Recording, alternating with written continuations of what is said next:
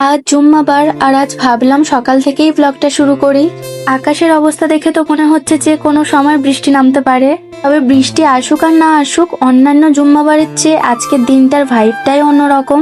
খুব সুন্দর আর পজিটিভ একটা অনুভূতি দিয়েই দিনটা শুরু করলাম। তো চলুন আজ সারাদিনটা আমি কিভাবে কাটালাম, কি করলাম আর কি বা রান্না বান্না করলাম সেই সমস্ত কিছুই দেখাই আপনাদেরকে।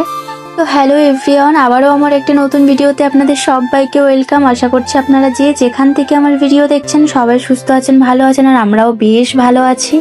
এখন বাজে ওই সকাল 10টার মতো। তবে মাম্মা আর ও পাপাকে ব্রেকফাস্ট করিয়ে পাঠিয়ে দিয়েছিলাম সকাল 7:30টার মধ্যেই। আর মাঝে 2 ঘন্টা মতো সেরকম কোনো ভিডিও ক্লিপ আমি নিইনি। তবে এখন ওই 10টার মতো বাজে আর মাম্মামকে এর মাঝে টিউশন থেকে নিয়েও চলে এসেছি। বৃহস্পতিবার দিন থেকে কিন্তু বেশ ভারী বৃষ্টি হচ্ছে আমাদের এদিকে। এর আগের দিন বিছানাতে যে বেড কভারটা পেতেছিলাম সেটা কিন্তু একদিন আগেই পেতেছিলাম, তবে আজ আবারও বেড কভার চেঞ্জ করছি কারণ এই বেড কভারটা আমি নতুন নিয়েছি।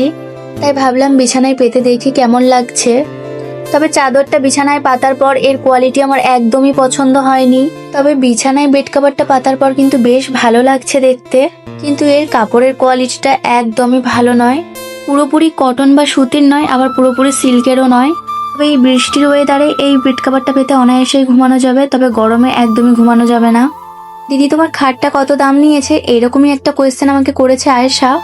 তবে আমাদের রুমের এই খাটটা আপনাদের ভাইয়াই কিনেছিল আমাদের বিয়ের পর। তখনকার সময় এই খাটটার দাম নিয়েছিল ওই 5,000 টাকার মতো।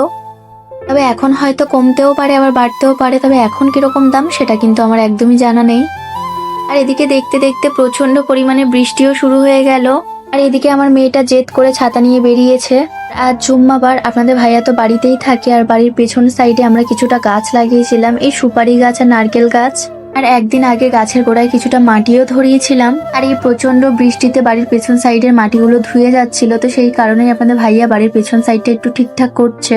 এর আগের একটা ভিডিওতে dot and key dew tinted daily wear sunscreen আমি অর্ডার করেছিলাম, আর পার্সোনালি এর ফিডব্যাক কেমন সেটাও আমি আপনাদের সাথে শেয়ার করব বলেছিলাম। এই গরমে কিন্তু আমাদের একদমই মেকআপ করতে ভালো লাগে না, আবার আমরা চাই আমাদের স্কিনটা একটু বেটার দেখাক, তখন কিন্তু আমরা এই টিন্টেড সানস্ক্রিনটা ইউজ করতে পারি। এটা লাইট ওয়েট, নন স্টিকি আর একদম ভীষণ কমফোর্টেবল। এটা নর্মাল টু ড্রাই স্কিনের জন্য একদম পারফেক্ট হবে। তবে আমি টিন্টেড সানস্ক্রিন একদমই ইউজ করি না, কিন্তু ডট অ্যান্ড কিড টিন্টেড সানস্ক্রিনটা ইউজ করে আমার ভীষণই ভালো লেগেছে। আপনাদের কারো যদি লিঙ্ক লেগে থাকে অবশ্যই কমেন্টে লিঙ্ক বলে লিখুন, লিঙ্ক অটোমেটিকলি আপনাদের ডিএমে চলে যাবে। এখন বাজে ওই দুপুর 12টার মতো, আর আজ রান্না বান্না করতে কিন্তু বেশ দেরি হয়ে গেছে। আর আমি ঘরের অন্য কাজবাজ করছিলাম বলে এদিকে আমার শাশুড়ি মা কিন্তু সমস্ত মশলা রেডি করে রেখে গেছে। তবে আমি মাকে সেরকম ভিডিওতে বেশি আনি না, যার কারণে হয়তো আপনাদের মনে হতে পারে যে আমার শাশুড়ি মায়ের সাথে আমার সম্পর্ক খারাপ।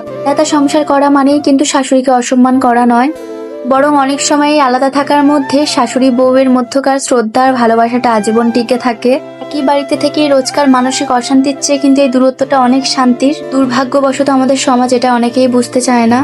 যাই হোক, এই বৃষ্টির ওয়েদারে আজকে দুপুরে রান্না করা হয়েছিল মাংস, সাথে আর কোনো কিছুই করা হয়নি। তবে এই ছিল আজকে দুপুরে রান্না বান্না।